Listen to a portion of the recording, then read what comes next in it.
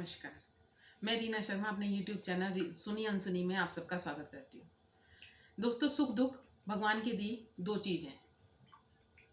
जैसे गरीबी अमीरी है, सुख दुख है, मतलब ये एक दूसरे से जुड़े हुए हैं। अगर सुख आता है तो आप ये मत सोचिए कि आज सुख है तो कभी दुख नहीं आएगा, और दुख आए तो ये मान लिया कि वो भी आपके को जो सुख मिलने वाला है उसी की तैयारी की करवा रहा है भगवान आपसे। मतलब ये दोनों अपने से एक ही चीज है, एक ही सिक्के के दो पहलू हैं, ये दो चीज अलग नहीं है। अगर पुष्प वरदान है आपको देना है तो कांटे में भी वरदान है। कांटा भी किसी वजह से, तभी तो अगर कांटे ना हो तो फूल तो सबको तोड़ के या जानवर वगैरह रोज तोड़ के उनको करके चले जाएं। इसलिए पुष्प भी जरूरी है तो कांटे भी जरूरी हैं। इसके पीछे की मैं आपको एक दो दृष्टांत बताती हूँ। जैसे सुग्रीव है, जब श्री राम जी इनको सीता मैया जी को ढूंढते हुए सुग्रीव के वहां पहुंचे, तो सुग्रीव ने पता लगाया कि भाई सीता जी कहाँ हैं, कैसे हैं।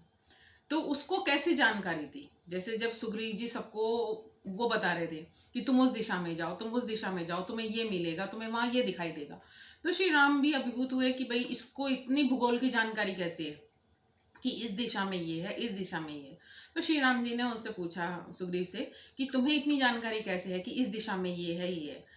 तो सुग्रीव ने कहा कि जब मैं बाली के डर से छुपा छुपा फिर रहा था भूमि पर, मैं पूरी भूमि मैंने छान मारी उससे छुपने के लिए, तो मुझे इसलिए हर जगह की जानकारी है।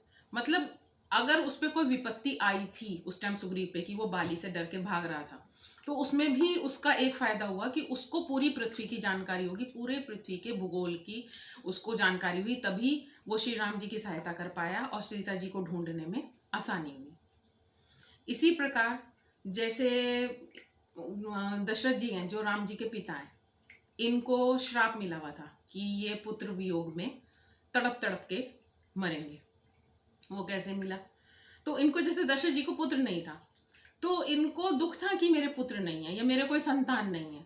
लेकिन जो इनको श्राप मिला हुआ था उस वजह से दशरथ जी को कहीं ना कहीं एक आस थी कि मुझे ये श्राप मिला हुआ है कि मेरी मृत्यु पुत्र वियोग में होनी है। इसका मतलब मेरी जो उसमें है भाग्य में वो संतान प्राप्ति तो है, संतान तो यानी कि मुझे होगी।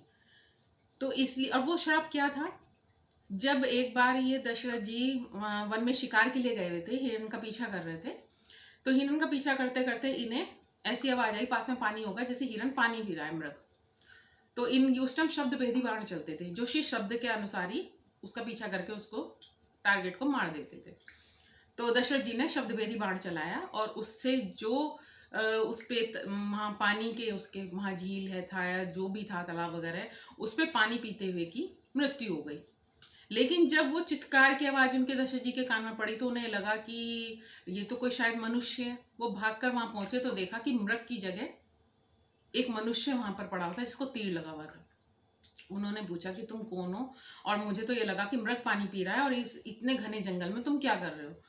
तो वो थे श्रवण कुमार, जो अपने अंधे माता पिता को पूरी उसके दर्शन कराने के लिए, चारों धाम की यात्रा कराने के लिए पूरे भ्रमण पे निकले थे, भारत भ्रमण पे। और जो दशरथ जी के तीर लगने की वजह से मृत्यु को प्राप्त हुए, और मरने से पहले उन्होंने बताया कि मेरे माता पिता वहां पर हैं और मैं उन्हें लेके घूमने जा रहा था, घुमा रहा था, भ्रमण पे निकला था, लेकिन आपके तीर की वजह से मेरा यह कार्य अधूरा रह गया। दशरथ जी को बहुत दुख हुआ, उन्होंने तीर भी निकाला, फिर जाके उनके पिता के पास पहुंचे और क्षमा प्रार्थना भी की। लेकिन उससे कुछ हो नहीं सकता था क्योंकि श्रवण की तो मृत्यु हो गई थी।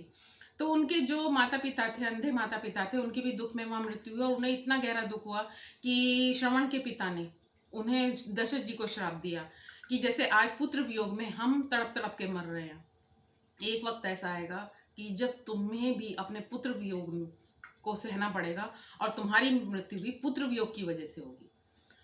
तो दशरथ जी को जब ये श्राप मिला था तो उनपे कोई संतान नहीं थी उस वक्त, और यही हो रहा था कि संतान होने के कुछ वो भी नहीं दिखाई दे रहे थे कि संतान आने के, कोई चर्चा रानियों के होने के बाद भी उनके कोई संतान नहीं थे। लेकिन उनके मन में कहीं ना कहीं ये था कि चूंकि मुझे श्राप मिला है और उसमें मुझे पुत्र वियोग कहा है, तो यानी कि मेरे संतान तो होगी, कब और कैसे वो बाद की बात है।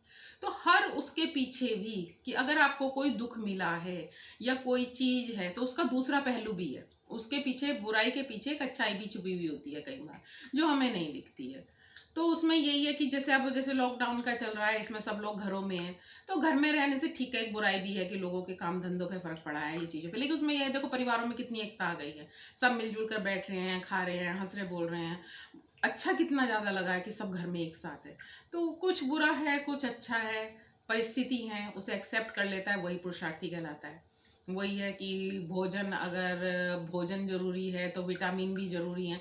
हर चीज आपकी जिंदगी की निरंतरता के लिए हर चीज जरूरी है। तो दोस्तों, हर वक्त के साथ अपने आप को ढालना सीखें। खुश रहें। नमस्कार।